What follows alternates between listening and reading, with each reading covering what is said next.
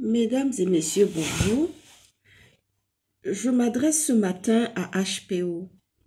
HPO, là où tu te trouves ce matin, tu m'écoutes, tu m'entends.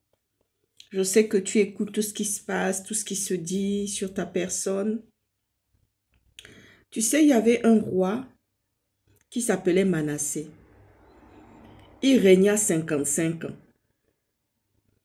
Mais il avait fait des abominations que le Seigneur ne voulait pas. Il avait mis des abominations. Vous savez, quand Dieu envoie quelque chose, c'est pour régler une situation. Quand Dieu fait quelque chose, c'est souvent pour régler. Mais il faut comprendre quelle est la vision de Dieu, quelle est la stratégie de Dieu, quelle est la stratégie de l'homme aussi. Parmi les 4 pays babyloniens, il y a un pays que tu ne pourras pas ramener vers toi. Parce que derrière ce pays, il y a 2 choses. Il y a 2 choses qu'on cherche à vous refourguer depuis longtemps. On a cherché à refourguer ça à Ali. Ali qui n'avait pas de sang, un lien de sang avec le président Omar Bongo, a refusé catégoriquement.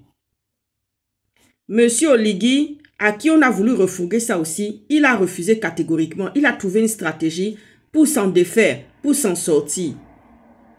Et lui, il est là, il se dit, j'attends de voir.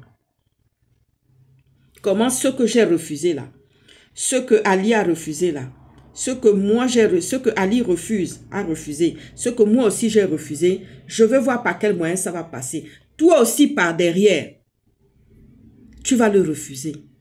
Parce que ces 2 choses-là, ces 2 éléments-là, ces 2 choses qu'on veut vous refourguer depuis longtemps.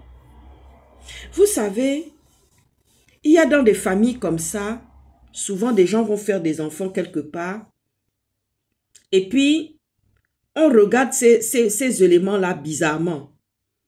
Comme je dis souvent dans ma vidéo, tu regardes la personne comme ça, tu dis, toi là, si tu viens t'asseoir avec nous là, tu vas gâter notre tapioca. Si tu viens t'asseoir avec nous là, tu vas mettre le sable dans notre tapioca. Monsieur Oligui, Ali Bongo a refusé le sable dans son tapioca quand on lui a dit que ça là, ça devait être à côté de lui. Il a refusé. Oligui aussi est venu, il a refusé. Donc toi aussi, qui m'écoutes là, HPO, tu vas devoir refuser ça. Parce que c'est de là que vient notre danger. Je ne peux pas beaucoup donner, je ne peux pas donner des noms.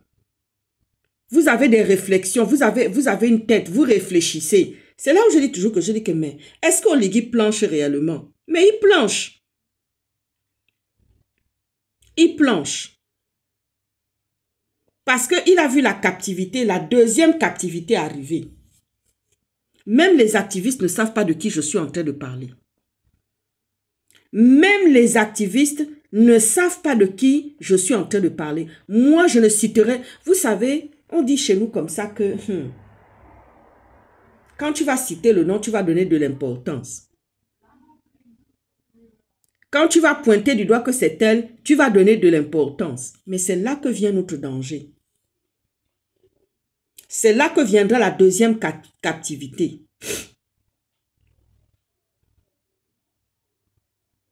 Je ne vais pas aller partout pour donner trop d'éléments. Même les activistes ne savent pas de quoi je suis en train de parler. Mais seul moi sais. Et vous savez, je discutais avec des amis occidentaux qui m'ont dit comme ça, oh là là, ça c'est pas bon du tout ma grande. Ah oui, ils m'ont dit ça, ils m'ont dit, oh là là là là là. Elle me dit, mais tu vois loin. Elle dit, mais tu vois loin ma chérie, comme toujours. Quand tu es dans ton élément, quand tu es dans ton réveil de la stratégie, tu vois loin. Oligui a vu ça. D'abord, Ali Bongo a vu ça, qui n'est même pas enfant de sang du pays. Il n'a pas vu, il a vu ça. Il a dit non. Ça a créé palabre. Ça a créé palabre.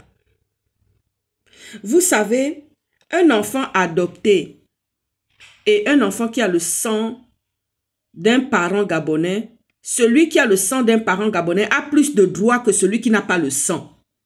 Ali Bongo a compris ça. Je ne vais pas aller dans trop de détails. Même les activistes ne savent pas d'où vient ce danger-là. C'est-à-dire que quelle que soit la personne, même demain Oligui ne sera pas là. Demain Oligui, admettons, ne sera pas là. Ça va devenir un élément sur lequel tout le monde va devoir se dire non. Parce que c'est de là que viendra la deuxième captivité. C'est pour ça que je dis que HPO, attention aux éléments que tu vas prendre. Attention aux accompagnants. Attention au soutien. Attention aux personnes que tu ramènes. Qu'on ne te fasse pas signer que oui, quand tu vas rentrer, parce qu'il y a 4 pays dans cette histoire. Dans ces 4 pays-là, il y a des gens qui ont des intérêts à nous voir disparaître. Les 4 ont des intérêts à nous voir disparaître. Il y a un pays particulièrement par lequel il y a 2 éléments qui vont faire en sorte que demain, on risque de rentrer encore en captivité. On risque de rentrer encore dans une difficulté, dans une turbulence. On a déjà été avec Ali Bongo, qui n'est même pas un enfant qui a le sang du pays. Imaginez-vous, quand on viendra vous dire que telle personne n'y a rien, Anne Malungu, Anne Malungu de Dimbu, quand on viendra vous dire ça, vous allez dire quoi? Vous allez devoir fabriquer encore une stratégie. Et il faudrait que cette stratégie-là soit bonne. Quand je dis que celui qui va diriger le pays, il faut qu'il soit 100% gabonais. Et ça, je crois que les Gabonais ne l'affirment pas trop souvent. Vous ne l'affirmez pas. Parce que vous savez, vous avez peur peut-être de ce qu'on va vous dire. Vous savez, moi, on peut même dire que je suis xénophobe, que je suis raciste, que je suis quoi, ma chérie. Ça me fait rien du tout. Parce que ce que nous avons accepté là, en 2009 là, aucun pays n'a pu accepter ça. Combien de fois je suis partie, les gens me plaignaient, me disaient, oh ma chérie, c'est une catastrophe. Maintenant, ce sont des demi-sangs. Il faudrait que celui qui soit à la tête du Gabon soit 100% gabonais. Même les Occidentaux disent ça. Ah oui, certains de mes collègues m'ont sorti ça pour dire que, ma chérie, ça, cette fois-ci, il ne faut pas cautionner. HPO. C'est à toi je parle. Je m'adresse à toi. Dis-moi aussi, HPO. Réfléchis très bien sur ce que tu peux accepter et sur ce que tu ne peux pas accepter. Parce que dans ton engagement, c'est là que deviendra l'avenir du Gabon. C'est là que deviendra le malheur aussi du Gabon, si c'est possible. Fais attention à ton engagement, c'est-à-dire que tes engagements, réfléchis-y. Parce que tu es dans un esprit de colère, tu es dans l'esprit de la vengeance. Parce que on t'a humilié. La chair est faible, c'est humain. Je pense que Oligui aujourd'hui, quand il y réfléchit, dit, j'aurais peut-être pas dû prendre les choses dans ce temps. Parce qu'il y a un angle. Dans la stratégie, il y a des angles. Il y a des angles que tu peux prendre. Il y a des angles que tu ne peux pas prendre. Il y a un angle de tir que tu peux prendre. Même dans le tir, ceux qui font les armes à feu, moi qui ai pratiqué, il y a des angles de tir, il y a les angles que tu ne peux pas prendre. Parce que forcément, ça ne va pas marcher. Tes engagements, réfléchis-y. On a vu tous ceux qui sont revenus de guerre. Tous ceux qui ont pris le pouvoir par les armes, qui sont revenus que de guerre. Regardez au Tchad, je vais prendre un exemple. Ça n'a été succession que succession, succession comme ça.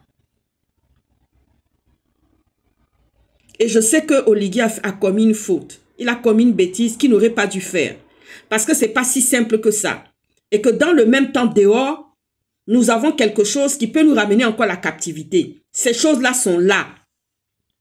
Mais je ne veux pas, même les activistes ne comprennent pas ça. Parce qu'ils se disent, mais c'est de quoi on est en train de parler. Moi, je ne vais pas, ce n'est pas encore le moment de venir sortir. J'ai fait la promesse devant certains occidentaux pour dire que je ne donne. On m'a dit, tant que HPO, je veux d'abord voir revenir HPO, avant de voir comment HPO revient. Parce que quand HPO va venir, il va parler.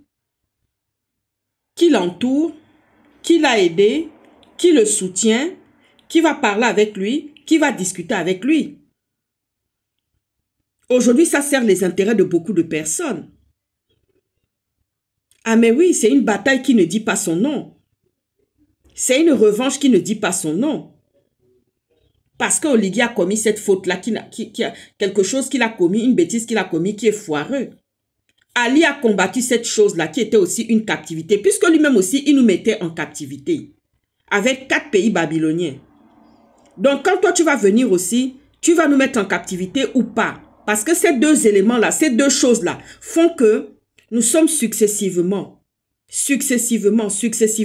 remis en question, remis en question, remis en question. Donc, HPO, attention aux engagements que tu vas prendre. Regarde bien tes engagements. Regarde bien ce que tu peux apporter ou comment tu peux faire pour revenir dans le pays. Mais ce n'est pas n'importe quel prix HPO parce qu'il y a deux éléments. Vous savez,